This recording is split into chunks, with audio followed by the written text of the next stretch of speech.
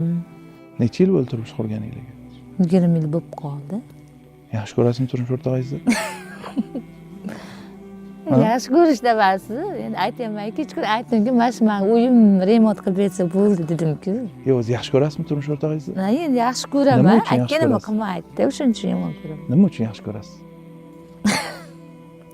Qaysi xislatlarni yaxshi ko'rasan? To'g'ri gap. Qaysi xislatlarni yaxshi ko'rasiz? Nima uchun yaxshi ko'rasiz? Odobli emas-da. Bizdan ham so'ragan. Aytganimni qilmagandan odobli emas. Siz hayotdan rozimisiz? Endi rozi bo'lasizda. Mana hozir yorug' bo'lyapti, qorong'i tushyapti. Xursand bo'lish kerak. Mana orqangizda qabriston turibdi. Qabristonga chiqsa aylansangiz pasayasizda. Har payshanba chiqarkansiz, qabristonga borib nimani his qilasiz? Qabristonga borganda endi mana shu bitta kattakon o'lib yotibdi. 48 yoshda o'tib ketibdi-ya.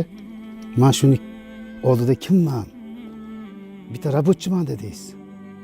Shu odam o'libdi-ya. Mana bir kun kelaman deb